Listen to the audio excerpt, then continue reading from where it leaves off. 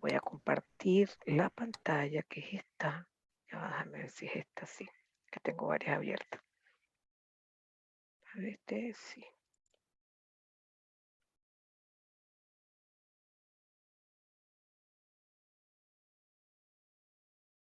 Bueno, vamos a tomar estos ejercicios donde lo dejamos ayer. Y me gusta este ejercicio por dos razones. Primero, porque salimos de 7-4, 15-11 Hamming. No, no, no. Es decir, obviamente eso se usa mucho, pero para ver, así como lo hago con las transmisiones que me pongo a inventar y pongo un pulso con una sinusoide para ver los efectos, como para ampliar el conocimiento y la base que ustedes deben captar en este curso. Entonces también aquí, bueno, vamos a poner un código 2 y 4. ¿Ok? Entonces la idea es que tenemos los bits y por cada 4 agregamos 8, luego codificamos códigos de línea no retorno a cero polar, la hacemos pasar por el canal, la recibimos y en este punto podríamos calcular si quisiéramos PC para irnos ubicando. Finalmente se aplica la inteligencia y aquí tendríamos P final. En eso estamos enmarcados, ya hicimos la deducción de todas esas fórmulas y las podemos usar perfectamente. ¿Ok? Entonces, dice lo siguiente, se tiene un sistema de comunicaciones como el que acabo de describir y lo que se quiere es que primero determinemos la capacidad de corrección de errores para luego llegar a una expresión del número de palabras malas. Es decir, insisten en que es una cosa general, eso es otra cosa que me gusta de este ejercicio, sino que tú explicas cuáles serían los pasos sin tener que calcular nada, ¿no? Básicamente. Si calculamos, por supuesto, la capacidad para poder arrancar, ¿no? Y aquí uno hace estas cosas por tanteo. Es decir, cuando uno tiene 2 a la 8, que es 256, y tienes que ver hasta dónde llega t, tenemos la combinatoria de n en 0, de n en 1, de n en 2, de n en 3. Uno a veces empieza por algo pequeño. Sin embargo, cuando tú ves aquí que tienes 8 bits redundantes por 4, uno empieza a ser optimista y vamos a poner de una vez que llegamos a t igual 2 y efectivamente se cumple, ¿no?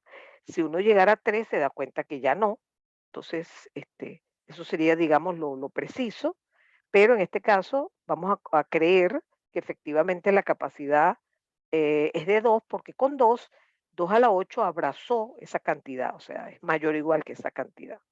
Entonces eso cambia todas las fórmulas de probabilidad porque todas las fórmulas dependen de t. Por ejemplo, la probabilidad de error por palabra, aquí se coloca n y así que aquí se coloca t más 1, igual que aquí, t más 1 y t más 1. En PC no, porque sencillamente es el mismo de no retorno a cero, pero escalado por el factor k sobre n. ¿Ok? Y lo cierto es lo siguiente. Se supone que nosotros tenemos esto como una aproximación, pero que usamos muy bien. ¿Ok? Entonces, acuérdense que estamos interesados en calcular es el número de palabras malas y sabemos que eso se calcula así. N por PW. ¿Ok? Se supone que conozco N. PW observamos que depende de PC. De manera que tenemos que calcular PC de esta manera y meterlo en esta fórmula. Entonces, al final encontraríamos que efectivamente lo que hacemos es multiplicar n por la expresión de PWE, ¿m? Que es el combinatorio 2 en 3 y donde dice PC ponemos esta expresión y la elevamos al cubo. ¿De acuerdo? Entonces, esto ya les digo me gusta porque es para salirnos de ese molde de todo el tiempo T vale 1, todo el tiempo es 7, 4, 15, 11, 31, 26, que son los Hamming más bajos, hay más altos. Entonces por eso me gustaba mucho y quise terminarles el ejercicio que se me cortó ayer la grabación. Ahora vamos a hacer otro, estamos primero haciendo ejercicios como de organización de los códigos, ese tipo de cosas, y después vamos a trabajar con otros de probabilidad de error, que siempre son los más difíciles. En este ejemplo que tomé de un libro que se usaba antes muchísimo, que es el Carson, de sistemas de comunicaciones, dice lo siguiente: un sistema de codificación por bloque logra corregir un error partiendo de mensajes de 6 bits, ¿ok? Es decir, k igual 6. ¿Ok? Primero, encuentre el número de bits de las palabras codificadas requeridas, es decir, encuentre n. ¿Ok? Entonces, para eso, obviamente, tenemos que aplicar la relación de Hamming y nuevamente vamos a tener que hacer tanteo. porque fíjense que poniendo, como me dijeron que solo es capaz de corregir un error, de este lado voy a poner nada más la combinatoria n en 0 y n en 1. Entonces, aquí está desplegado esa combinatoria de n en 1 en función de r, porque fíjense que n es k más r y k vale 6. Entonces allí tengo que supuestamente, bueno, esto se resuelve y queda igual a esto. Lo que hay que encontrar es el r que hace que 2 a la r sea mayor o igual que este término que también depende de r. Entonces uno empieza a tantear, por ejemplo, bueno, uno sabe que no puede ser tan alto, porque con códigos de tan corta longitud no van a encontrar t igual 8, ¿no? Entonces, digamos, ya que tenemos 6 bits de mensaje, vamos a intentar, por ejemplo, con 3. Entonces me quedaría 2 a la 3 que es 8, pero ya me fregué, porque en lo que meto 3 aquí me da 3 más 6 más 1.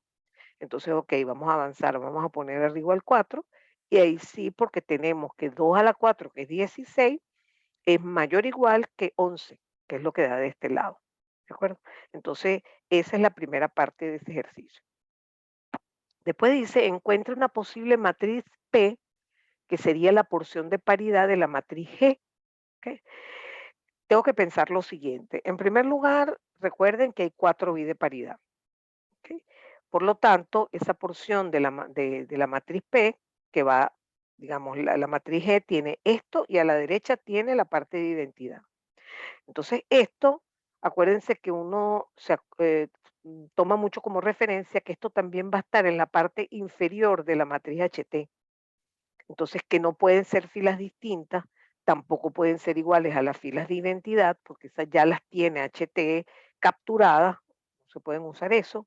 Y lo más importante es que tengo que darme cuenta que, por supuesto, fíjense que tengo que tomar la cantidad de bits de mensaje, que son 6, y multiplicarlos por eso, o sea que estas son 6 filas y 4 columnas, ¿de acuerdo? Porque van a resultar 4 bits de paridad. Lo más importante aquí a destacar es que tengo un montón de combinaciones, pero entonces yo aquí me dediqué a tratar de que todos los bits de mensaje intervinieran más o menos de igual forma. Fíjense, por ejemplo, esta fila multiplica siempre al mensaje M1, al bit de mensaje M1. Esta fila multiplica siempre al bit de mensaje M2 y así sucesivamente. Entonces, si ustedes se dan cuenta, yo me tomé la molestia de que cada bit de mensaje sea considerado 2 veces para formar parte de las palabras codificadas. Por ejemplo, ¿verdad? El primer bit de paridad sería M1 por 0, más M2 por 0, más M3 por 0, más M4, más M5, más M6. O sea que la expresión matemática de ese bit sería esta. ¿De acuerdo?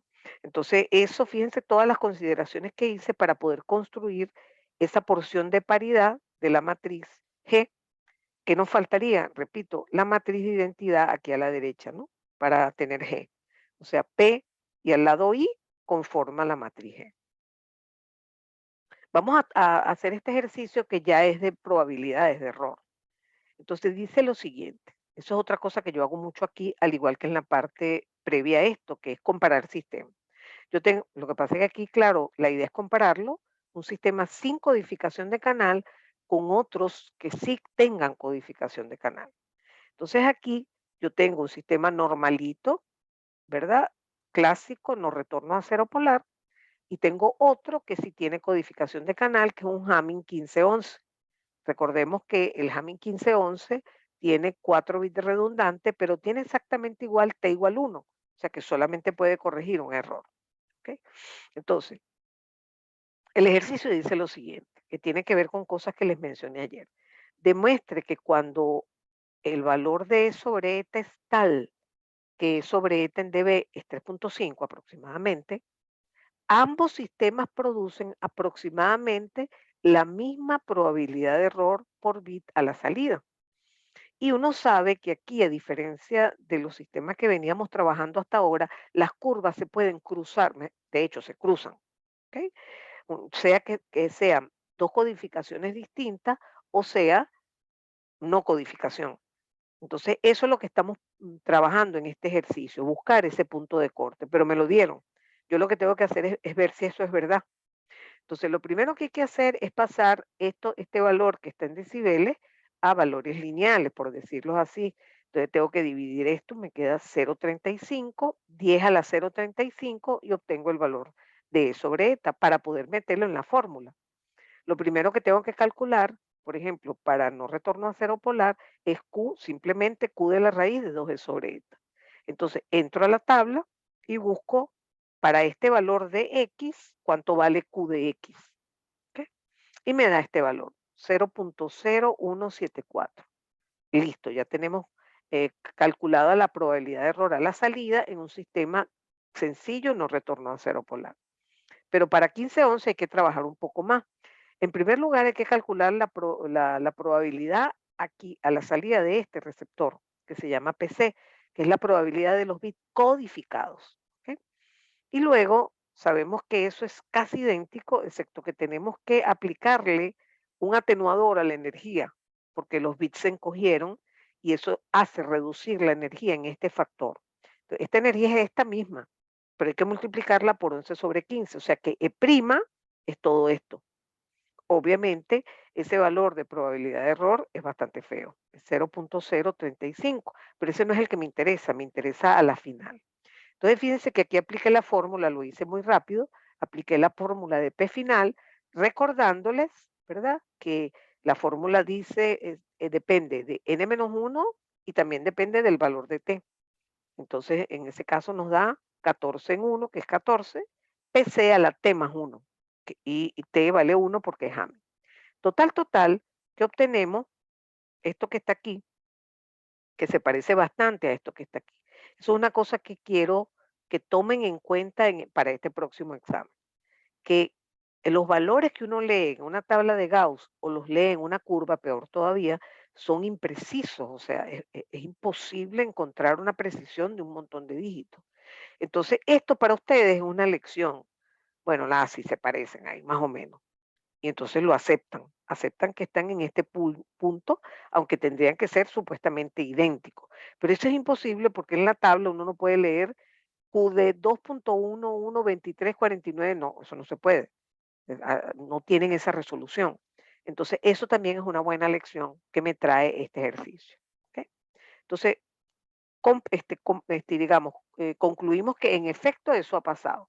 Ahora, fíjense que yo grafiqué la curva y alguien me puede decir, ya vaya, profesor, ¿y dónde sacó usted esas curvas?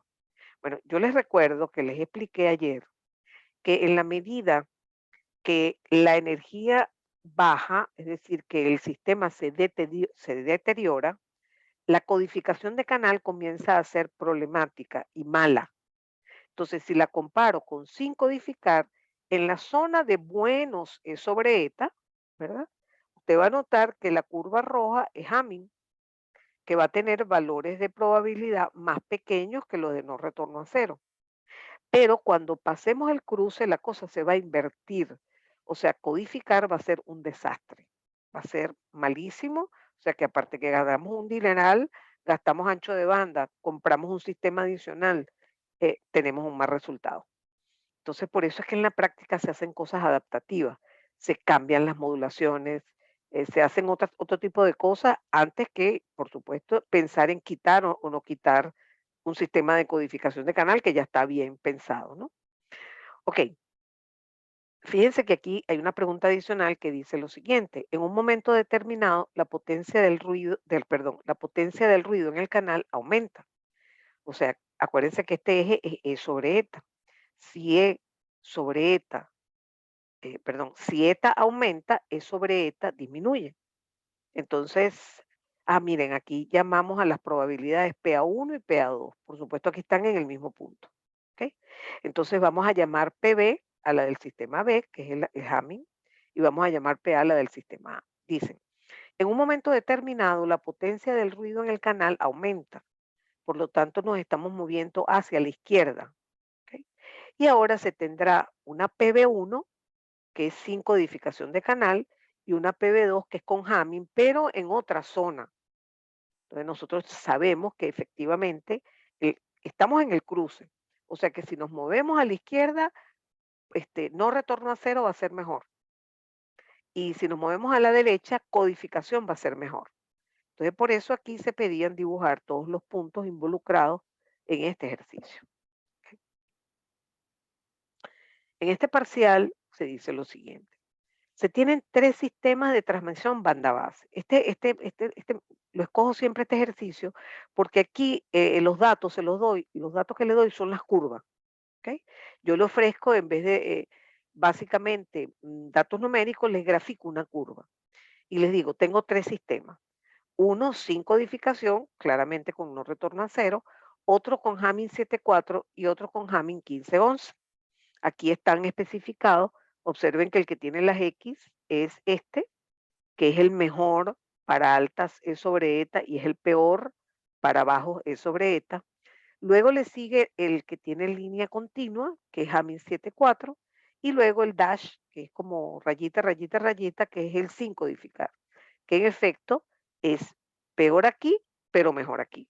¿Ok? Nosotros siempre trabajamos en esta zona, porque es que si no, no podemos calcular nada, porque nada sirve. De hecho, las fórmulas que yo les obtuve de P final, si estamos en la zona de mal E sobre eta, no funciona, porque ahí se hicieron una cantidad de simplificaciones que no aplicarían si estamos en esta zona de E sobre eta. ¿De acuerdo? Bueno, dice lo siguiente, en los tres sistemas se transmite usando no retorno a cero polar, cada uno se recibe con sus respectivos receptores óptimos y decodificadores, el usuario recibe los datos a 10 megabits por segundo. Traducción. Este valor está a la entrada del sistema y a la salida del sistema. En el medio hay otra cosa, que es el canal. ¿Ok? Entonces dice que también tiene potencia unitaria, o sea que yo podría perfectamente calcular la energía promedio para los tres casos. Si me dieran ETA, yo me podría ubicar en algún sitio de aquí, pero justamente no me lo dan. Ya verán.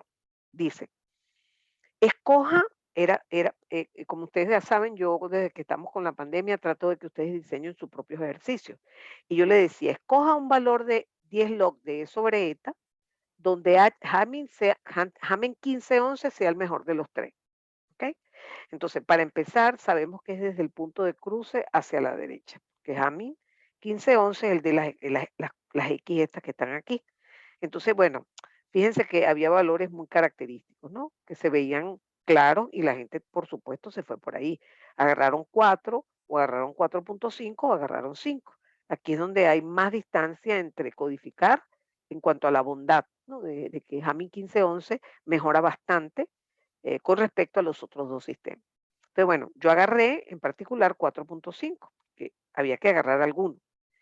Entonces, cuando yo aseguro que estoy aquí, entonces eso es en dB, tengo que despejar sobre eta lineal y me da aproximadamente 2,82. Eso me permite calcular PC para el caso de 1511, porque eso era lo que pedían, ¿verdad? Que yo calculara la probabilidad final solo para 1511. Aquí hubiese sido mejor porque cruzamos el eje y podemos hacer una lectura más precisa, pero bueno, es todo aproximado. Entonces calculo primero PC, aquí tengo que usar las tablas, eso es otra cosa. Los formularios que yo les ofrezco tienen dos tablas de Gauss. Uno para valores altos de probabilidad de error, que implican argumentos pequeños, y otro para, por ejemplo, argumentos mayores que 3, de manera que esa tabla tendría valores de probabilidad más chiquitos. Entonces tienen que tener acceso a las dos y las dos tienen diferencia. Por eso yo a veces les pongo fracciones de la tabla para que sepan operarla, ¿no? En este caso estamos usando la tabla de valores altos de probabilidad que tiene decimales. O sea, tiene valores aquí de X y así tiene decimales que acompañan a esos valores. Por ejemplo, este valor correspondería a 2.00. Este valor sería la lectura a 2.01. Estamos aumentando el valor progresivamente y entonces, claro, los valores de probabilidad van cambiando. En nuestro caso particular, el valor que nos dio, ¿verdad? Es en 2.03, fíjense, tuve que venirme aquí, 2.0, 2.03 y esta es la lectura. Este es el valor de probabilidad que me dio. ¿Qué hago con eso? Lo incluyo en la fórmula de PF y obtengo efectivamente la probabilidad de error final. Fíjense que da 6,3 por 10 a la menos 3. Ese es el valor que dio. Pongan atención. Este eje es semilogarítmico. Esto es 10 a la menos 3, esto es 10 a la menos 2, ¿ok? Y por supuesto aquí vamos de rayita en rayita. Entonces, si nos paramos aquí en 4,5, vamos a estar más o menos a esta altura, más o menos. Entonces, si usted se da cuenta, eso es más o menos como, esto es 6, algo, ¿no? Uno va asumiendo aquí, fíjense que son semilogarítmicas. Entonces uno va a 2, 3, 4, 5, 6, 7, 8, 9 y hasta que llegas a 10 a la menos 2. Entonces miren que usted se ubica más o menos en la vertical y se viene para acá para hacer la lectura de la probabilidad. Entonces la idea es que usted la lectura que tuviera coincidiera, la de la gráfica, con la que está obteniendo matemáticamente. Entonces, este ejercicio también siempre lo tomo de ejemplo. Primero, porque les doy las gráficas para trabajar las curvas de probabilidad de error. Segundo, porque les muestro las tablas de bajos valores de X, que significa altos valores de probabilidad. Y además, puedo por primera vez, porque muchas veces no lo hacemos, muchas veces no le paramos a la lectura, hacemos cosas generales, como poner por aquí cosas, yo sé que si hay atenuación o no hay atenuación, me muevo para un lado o para el otro y no lo hago de manera precisa, no tomo las lecturas. Sin embargo, muchas veces están, fíjense que esta rayita es 10 a la menos 2, por ejemplo. ¿Ok? Por eso los hago yo en MATLAB con valores reales, pues. Aplico las fórmulas adecuadas. Entonces, bueno, esto me gusta de este ejercicio. Este ejercicio me gusta porque trabaja con el número de bits malos, de palabras malas, o sea, otra cosa distinta a la propia probabilidad. Y por eso también lo selecciono. Dice lo siguiente, tenemos una codificación Hamming 7,4, ¿ok? Que por supuesto siempre después se transmiten en no retorno a cero polar, pasan por el canal que solo tiene ruido, el receptor y el decodificador. Y resulta que me afirman lo siguiente. Cuando se envían 10 a las 7 palabras de 7 bits, que es un código n igual 7, luego de detectarlas y corregir todos los errores, el usuario los contó y le dio 2.796 bits malos. Como estamos a la salida final, no hay que ni siquiera decir que son bits de mensaje. Es obvio que son bits de mensaje. ¿Ok? Entonces, tengo esa cuenta, ¿verdad? De bits de mensaje malos. La primera pregunta es muy sencilla. Determine la probabilidad de error por bit a la salida. Siempre recuerden que la probabilidad de un evento A es contar cuántas veces sale A entre el número de veces que se hizo el experimento. En este caso, eso es distinto porque tendríamos que dividir el número de bits de mensaje malos, ¿ok? Entre el número total de bits de mensaje transmitido. Entonces resulta que si usted tiene un código 74, cada palabrita tiene 4 bits, 4 bits de mensaje, me refiero. Entonces, si usted está transmitiendo 10 a las 7 palabras, va a tener 4 por 10 a las 7 bits de mensaje. Y por eso la probabilidad final se calcula así. ¿Ok? Entonces, esto es importante porque que lo recuerden, porque muchas veces les doy la probabilidad y les doy, por ejemplo, el número de bits transmitidos y entonces se puede determinar el número total de bits malos de mensaje. ¿De acuerdo? Esa es la primera pregunta. Después dice, determine E sobre eta. Entonces, uno sabe que las fórmulas de probabilidad de error todas dependen de E sobre eta. Y entonces es un problema de atrás hacia adelante. Tengo P final, ¿verdad? De P final puedo despejar PC porque están conectados por esta fórmula. Para este caso, que es Hamming, aplico la fórmula, esto es T y esto es T más 1 y esto es N menos 1. Una vez que tengo PC, tengo el valor, lo igualo a su fórmula. Y ya yo sé que aquí quién es K y quién es N, es 4 séptimos. Entonces aquí tendría yo que buscar en la tabla este valor de probabilidad de error, es decir, esto es P y eso es igual a Q de X. Entonces tengo que buscar X en la tabla. Entonces este valor de probabilidad ya se encuentra en la tabla de probabilidades más baja. Entonces, buscando en esa tabla, nosotros despejamos cuál sería el valor de X que haría que Q de X me diera 0.0034. ¿Ok? Entonces, ya tenemos ese valor del argumento, que es toda esta raíz que está aquí, y eso me permite finalmente despejar E sobre eta. Entonces, este problema tiene de interesante que trabaja con número de bit malos, etcétera, etcétera, y trabaja del final hacia atrás, hasta en este caso lograr el E sobre eta. ¿Ok?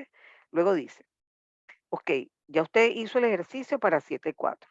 Ahora queremos ver cuántos bits de mensaje errado se tendrían a la salida si en vez de usar 7.4 usamos 15.11. ¿Ok? Entonces, aclaro lo siguiente para no confundir, porque tenía que decir si, por ejemplo, iba a usar el mismo número de palabras.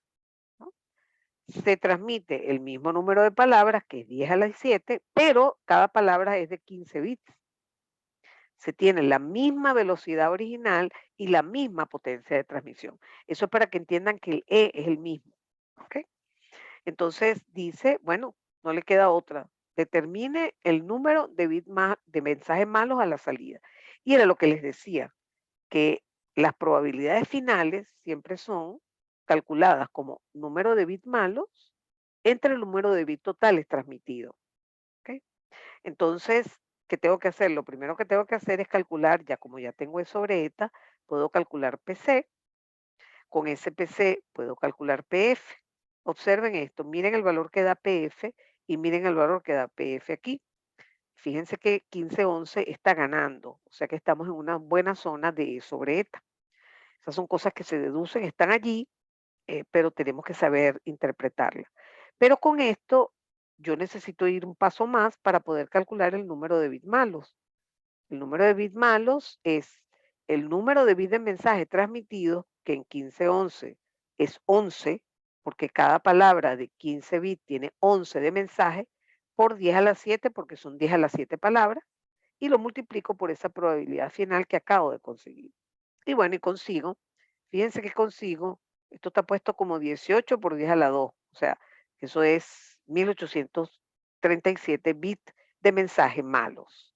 Es decir, que observamos que tendríamos una menor cantidad de bits de mensaje que en el caso anterior, a pesar de que se transmiten muchos más bits de mensaje. ¿De acuerdo? Eso es gracias a que estamos en una buena zona para 15.11. Muy bien, vamos con este siguiente sistema. En cada problema yo normalmente hago énfasis en cosas particulares, ¿no? Como en este caso, por ejemplo, voy a mencionar lo de la velocidad, el ancho de banda en el canal, etcétera. Aquí tengo, fíjense que hago una variación, que es que tengo una transmisión normalita, transmisión normalita, no retorno a cero polar, etcétera, etcétera. Me dan la probabilidad de error, ¿ok? Pero me dicen que la potencia en este caso es 1 vatio. En cambio, cuando aplico Hamming 1511, Hamming 7.4, cambio algunas cosas, como por ejemplo, bajo la potencia. Usted se para en este momento y reflexiona y dice, oye, ya va, ya va, ya va, ya va. ¿Qué estoy haciendo? O sea, primero, ¿para qué uso un sistema que tiene codificación de canal? Bueno, mijo, para bajar la probabilidad de error. Sí, sí, sí, pero ojo, resulta que si usted me baja la potencia, es posible que eso no pase, porque efectivamente usted no le puede pedir a un sistema que tiene una mínima potencia, por mucho que le ponga codificación de canal, que le dé buenos resultados. Pero bueno, no sabemos qué va a pasar aquí. Es solo una advertencia de que hay que estar pendiente de eso. La primera pregunta es, determine el ancho de banda requerido por el canal para ambos sistemas. Fíjense que aquí debe quedar claro que si yo no codifico, ¿verdad? Yo simplemente calculo las probabilidades de error, como siempre. Por ejemplo, Q de, de la raíz de 2E sobre eta. ¿Ok? Ahora bien, en el caso no retorno a cero polar, como no estoy haciendo ningún cambio en la tasa de perdón, en el canal tenemos la misma tasa de transmisión que en el origen y en el final del sistema. Entonces, aquí me dan el dato que la velocidad de transmisión es de 1 kilobit por segundo. No lo puedo marcar porque me bajó la pantalla de menú. Aquí dice 1 kilobit por segundo, arriba. Entonces, eso directamente es la velocidad de transmisión y es lo que yo voy a requerir de ancho de banda porque yo estoy usando no retorno a cero, cuya DEP corta justamente en FBIT. Si yo, por ejemplo, le dijera, mire, ¿saben qué? No, yo no voy a transmitir con no retorno a cero, voy a transmitir con retorno a cero. Y les repito el ejercicio. Entonces allí usted dice, ¿usted quiere 1 kilobit por segundo? Necesito el doble del ancho de banda. Pero eso no va a pasar, porque siempre vamos a usar no retorno a cero polar, siempre. ¿Ok? Muy bien. Eso es en el sistema banda base. Pero en Hamming 7.4 sabemos que la cosa no es tan fácil, porque el ancho de banda tiene que aumentar. La transmisión también es en no retorno a cero, pero saben que está afectada por el factor N sobre K, que es 7/4, que es bastante. El 7/4 es casi 2:1. Entonces, fíjense que el ancho de banda que voy a requerir en el canal es 1750, mientras que sin codificar es 1000. Eso es algo, usted sabe que es una desventaja, pero que la tenemos que asumir. ¿De acuerdo? Muy bien. Después piden la probabilidad de error por bit final del sistema B. ¿Ok? Entonces, para comenzar, fíjense que aquí yo obtuve, como me dan la probabilidad de error del caso original de no retorno a cero polar, yo efectivamente puedo encontrar el valor en la tabla de esto, que me da 4.9. Y si tengo el valor que la raíz de 2e sobre eta es 4.9, obviamente puedo tener e sobre eta, lo despejo de aquí. Y ahora me dedico a calcular, ¿verdad? La probabilidad de error, pero aquí hay que hacer un alto, porque usted se da cuenta que la energía original, en el caso de no retorno a cero polar, dependía de un vatio. En cambio, la energía en este caso no es la misma, porque hay que multiplicar por ese factor que cambió, que es la potencia. Entonces la energía, para el caso B, va a ser un medio, que es medio vatio, por la misma velocidad, eso sí. Entonces, por supuesto, eso cambia el valor de la energía y entonces tenemos que definitivamente tomar esto en cuenta para el cálculo de PC. Fíjense que aquí, una vez, como yo tengo el valor de E sobre eta y conozco cuánto vale EA, yo puedo despejar eta, porque tengo datos de probabilidad y tengo datos de la energía, porque tengo potencia y velocidad. Entonces puedo despejar eta, eta que voy también a calcular aquí, perdón, que también voy a usar aquí. Entonces fíjense que el problema tiene varias complicaciones que no tenían los anteriores. Bueno, entonces, ¿qué hago? Calculo PC, me da este valor, que es horrible, pero yo sé que ese no es el que me interesa. Para competir con la probabilidad de error original, que era sin codificar, yo tengo que calcular es P final. Entonces aplico la fórmula de P final usando obviamente este valor de PC elevado al cuadrado. ¿Ok? Entonces encontramos que la probabilidad de error es 1.16 por 10 a la menos 4. Fíjense lo que está pasando. ¿Ok? Este es el peor. ¿Ok? Hace rato les decía que cuando usted está en Hamming 1511 y se empeña en bajar la calidad, va a llegar un momento en que la codificación va a ser peor que sin codificar. Y eso lo estamos viviendo en este ejercicio. Lo estamos viviendo de una manera indirecta, en el sentido de que yo les pedí que me bajaran la potencia de transmisión, ¿verdad? Y eso, por supuesto, empeoró. Es parecido a moverme en la curva hacia el lado izquierdo de sobre eta. ¿De acuerdo? Entonces preguntaban, oye, ¿cómo resolvemos este problema? Porque aquí decía, tome la peor y decida qué hacer. Entonces, fíjense, estamos usando Hamming 7.4. Nosotros sabemos que 15.11 es mejor y 31.26 mejor. Eso estoy subiendo el número de bits redundantes con Hamming.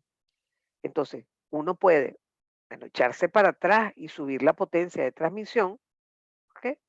O cambiarse de un Hamming 7.4 a un Hamming 15.11.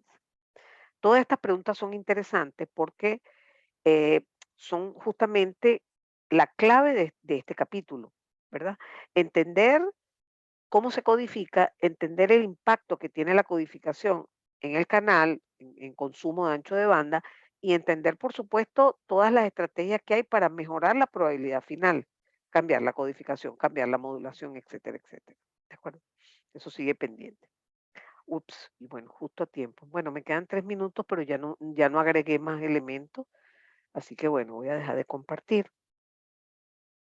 voy a imprimir la pantalla y voy a cerrar. Bueno, mira, más o menos no estoy tan sola. Gracias. Voy a cerrar y nos vemos. Vamos a ver ahora una parte nueva que es código cíclico.